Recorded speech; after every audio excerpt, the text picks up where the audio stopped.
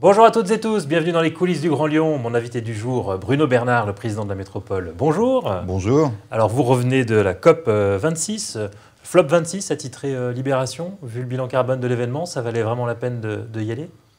Alors le titre de Libération est plutôt bon. C'est une COP qui est décevante, c'est un échec, où les États n'ont pas été à la hauteur des enjeux. En termes d'engagement, on est toujours sur des engagements très lointains, peu précis, pas d'abandon de l'énergie fossile, pas de solidarité avec les pays en voie de développement. Donc cette COP est un échec, et la France d'ailleurs a participé à cet échec. Est-ce qu'il y a des notes positives à retenir tout de même? Ça a servi à quelque chose? Honnêtement, je ne pense pas. Voilà, je trouve que c'est très décevant et qu'on n'est pas du tout à la hauteur des enjeux. Jacques Chirac, en 2002, disait « Notre maison brûle et nous regardons ailleurs ». Aujourd'hui, la maison brûle toujours et nous la regardons brûler, mais rien n'a vraiment changé. Et alors, quand on est président de la métropole, qu'est-ce qu'on va faire à Glasgow? Alors, ça permet d'échanger avec de nombreux maires, d'élus du territoire, et on voit que les collectivités locales sont beaucoup plus proactives que les États. Donc, c'est toujours intéressant d'échanger avec le maire de Glasgow, de Manchester, ou par exemple de Budapest. Et vous trouvez des initiatives dans d'autres communes qui peuvent vous intéresser dans la métropole? Oui, et surtout, on parle aussi de ce qu'on fait, puisqu'on fait quand même beaucoup sur la métropole de Lyon pour le climat, et qu'on est vu plutôt comme une collectivité exemplaire à l'échelle européenne. Alors la métropole ne prend pas d'engagement en tant que tel en termes de réduction de gaz à effet de serre, vous faites partie du plan français. Est-ce qu'on a une idée du schéma carbone de la métropole? Est-ce qu'on va baisser nos émissions d'ici les 5 prochaines années? Alors, pour ce qui dépend de nous, oui, fortement.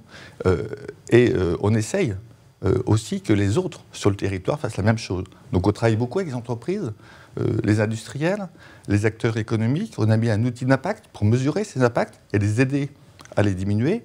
On a créé un fonds d'amorçage industriel. Et puis dans toutes nos politiques, c'est une priorité constante. On isole les bâtiments, on a doublé le budget d'Ecorénov pour le porter à près de 80 millions d'euros. Pour isoler les bâtiments, c'est naturellement un impact carbone positif, mais c'est aussi du pouvoir d'achat pour les locataires quand on isole mieux les bâtiments et du confort. À partir de lundi, dans les transports en commun, sur la ligne C16, nous avons des bus qui deviennent électriques, sur batterie.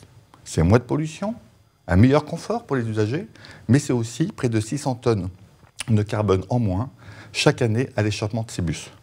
Et ceci, on le retrouve dans toutes nos politiques. Après, les bus électriques, ça veut dire qu'ils fonctionnent au nucléaire, concrètement. À l'électrique. C'est quelque chose que vous assumez? Non, mais ça débat l'énergie, le mix énergétique. Je veux bien qu'on en parle et faire même une émission spécifiquement là-dessus pour expliquer à quel point il faut développer les énergies renouvelables et sortir du nucléaire en 20 ou 30 ans. Et je vais vous donner un autre exemple. On a inauguré en début du mois la chaufferie des Vernes à Givors. C'est pour le réseau de chaleur, 2700 logements qui sont chauffés avec cette chaufferie. Elle était au gaz. Elle passe à la biomasse, au bois. Ça nous permet d'avoir du bois local, régional. On récupère des déchets de bois. Ça permet d'avoir, en termes d'émissions de carbone, près de 6000 tonnes à l'année en moins grâce à cette chaufferie. Et ça permet à nouveau aux habitants de diminuer leur facture énergétique, puisqu'ils devraient gagner autour de 20% sur la facture.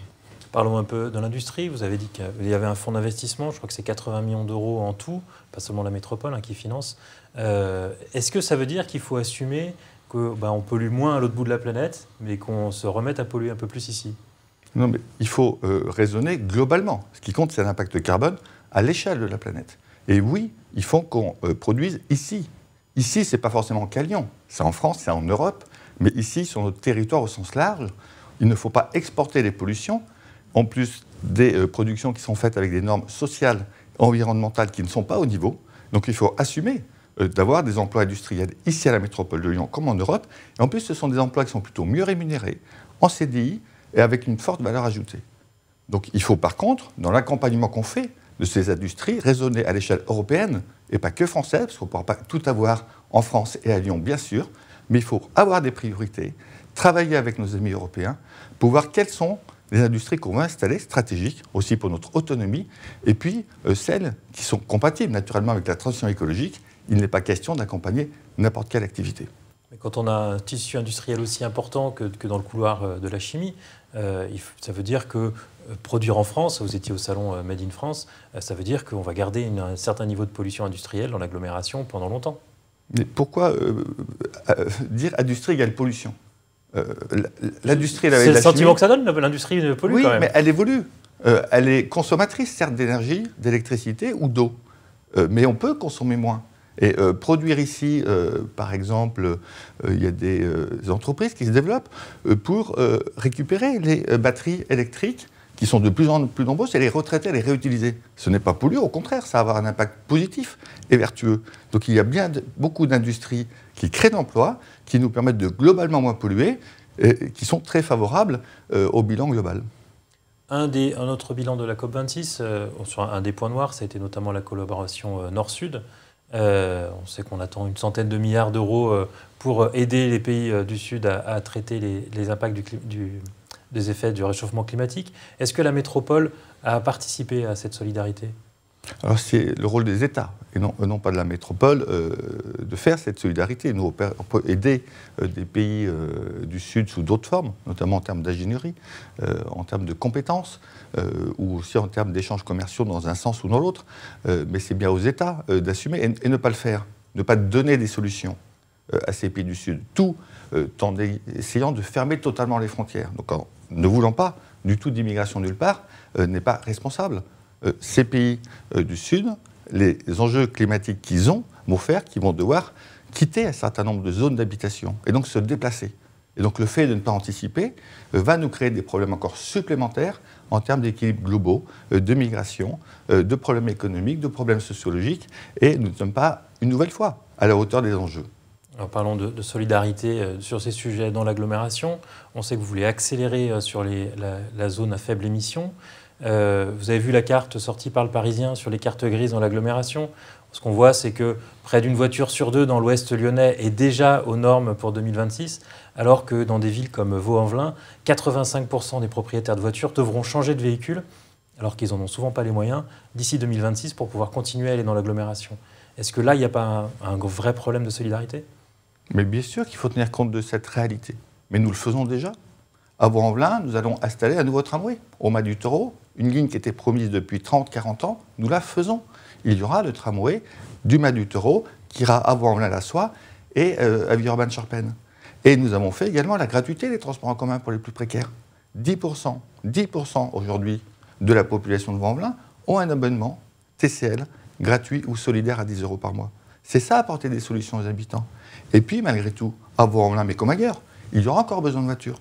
Donc là, nous sommes en train de travailler, dans le cadre de la concertation, à apporter des solutions. Donc c'est en débat, mais notre objectif, c'est que chaque personne qui a besoin de sa voiture pour travailler dans l'agglomération puisse naturellement continuer à avoir une solution. Mais ce que vous souhaitez, c'est que la plupart des gens, finalement, prennent les transports en commun, parce qu'on ne pourra pas payer une voiture neuve à tout le monde. C'est surtout qu'à chaque fois qu'on donne une solution de transport en commun à un usager, à un habitant du Grand Lyon, il fait des économies. Parce que s'il a un moyen de transport efficace, qui est moins cher, il y gagne forcément. Et selon les lieux où on est dans l'agglomération, il y aura encore besoin de voitures. Donc les transports en commun ne sont pas une solution pour tout le monde. Parfois, le vélo à assistance électrique peut être aussi une solution. Et parfois, la voiture restera une solution. Et il faut assumer ceci et trouver aussi des solutions pour ce public-là et les accompagner. Mais pour financer ces remplacements de voitures, ce sera des budgets qui vont être conséquents. D'abord, il y a des aides importantes de l'État au renouvellement de voitures et nous sommes en train de regarder pour ceux qui ont des faibles revenus à avoir des aides complémentaires. Mais on travaille aussi sur d'autres solutions d'autopartage, de covoiturage. Il y a des solutions multiples et certes, le problème est complexe, mais je vous rappelle que l'objectif des zones à faible émission, c'est de faire baisser la pollution qui tue beaucoup de monde, 30 000, 100 000 personnes par an de façon prématurée, selon les études. Et donc c'est une priorité de faire diminuer la pollution dans la métropole de Lyon. Sur tous ces sujets, il faut aussi convaincre l'ensemble des maires, des autres collectivités locales de la métropole de vous suivre. Est-ce que ce n'est pas sur ce point, depuis votre élection, que vous avez pêché? On parle beaucoup des difficultés de gouvernance, on parle beaucoup de la fronde des maires. Est-ce que sur ce sujet, vous arrivez à entraîner tout le monde avec vous? Typiquement, sur ce sujet de la zone à faible émission, le sujet a été débattu avec les maires dans chaque conférence territoriale. Donc tout est sur la table et j'ai dit aux maires que sur le périmètre de la zone à faible émission, le périmètre central, je souhaitais avoir leur avis pour savoir s'ils souhaitaient que leur commune soit ou ne soient pas dans le périmètre. Donc les discussions sont en cours et ça se passe plutôt bien avec les maires. Mais je dis, c'est un sujet compliqué. Donc il va falloir faire preuve de réalité, de volonté, de dialogue, mais il faut que nous avancions sur ce dossier.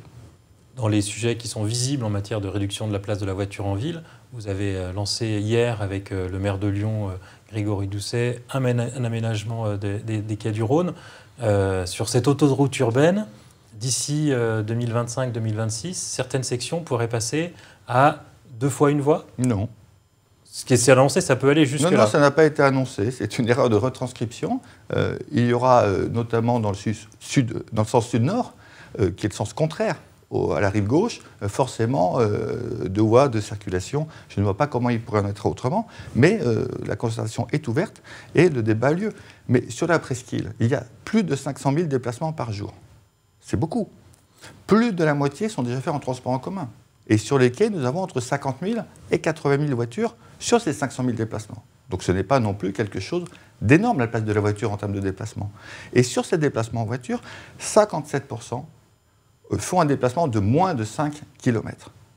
Donc quand on est à la presqu'île, où les transports en commun sont très efficaces, où la marche à pied n'est pas désagréable, où le vélo est aussi possible, il est possible de diminuer ce nombre de déplacements en voiture sans contrainte pour les habitants, puisqu'il y a des solutions alternatives. Donc il y aura naturellement besoin pour les artisans, pour les commerçants, de circulation en voiture, mais notre objectif est de diminuer la place de la voiture, en particulier sur cette autoroute urbaine, comme vous l'avez rappelé, au cœur de la presqu'île, là où il y a des solutions nombreuses. Alors c'est sûr que ça fera plaisir à tous les habitants de la presqu'île, mais dans l'agglomération, c'est un axe qui est connu parce que c'est un des rares qui permet de la traverser, justement. Est-ce que tout ce trafic de transit, vous allez pouvoir le dévier? Il n'y a qu'environ 10% de déplacements qui font plus de 10 km qui traversent la presqu'île. Donc il y a très peu de transit sur la presqu'île, contrairement à ce qu'on croit. Mais tous ces chiffres sont disponibles dans le dossier de concertation qui est en ligne sur le site de Grand-Lyon et que je vous invite, comme tous les habitants, à regarder de très près. Donc là, pour l'instant, c'est une pré-concertation, et puis c'est en début d'année prochaine que vous annoncerez plus concrètement, que vous choisirez les maîtrises d'ouvrage et que vous commencerez à présenter un projet plus concret sur qu'est-ce qui sera fait sur cet axe. Oui, tout à fait. Et puis on peut très bien imaginer sur cet axe qu'on ne fasse pas la même chose sur chaque tronçon, puisque les quais du Rhône sont très longs, les gabarits sont différents d'un secteur à l'autre, donc il y aura certainement des usages différents. Mais c'est important que cet espace il soit fait pour les femmes comme pour les hommes, pour les enfants comme pour les adultes, pour les habitants comme pour les touristes, pour ceux qui travaillent ou ceux qui se promènent, pour les automobilistes ou les cyclistes. Il faut trouver un équilibre qui permette à l'agglomération de respirer et qu'on redonne le cœur de l'agglomération, les quais, à l'ensemble des Grands Lyonnais. Vous avez aussi appuyé sur le covoiturage. Est-ce qu'il n'y a pas un souci avec la préfecture sur ce sujet-là? Parce qu'on voit que les voies de covoiturage que vous avez souhaitées ne sont pas forcément utilisées pour du covoiturage et qu'il n'y a pas de contrôle de fait. Et on pourrait dire la même chose sur les nouvelles aires de stationnement pour le covoiturage, toujours utilisées pour du stationnement normal. Alors, on peut dire que ce n'est pas parfait, hein. C'est une nouveauté, ces voies de covoiturage, et je souhaite dire qu'on le développe sur d'autres axes rentrant dans l'agglomération comme la 43, mais ça va dans le bon sens, il faut s'habituer, il faut peut-être un peu plus contrôler, mais moi je ne suis surtout pas là pour polémiquer avec la préfecture sur ces sujets de sécurité ou de contrôle, il faut qu'on travaille ensemble. Bruno Bernard, je vous remercie, et puis moi je vous dis à demain pour une nouvelle émission des coulisses du Grand Lyon.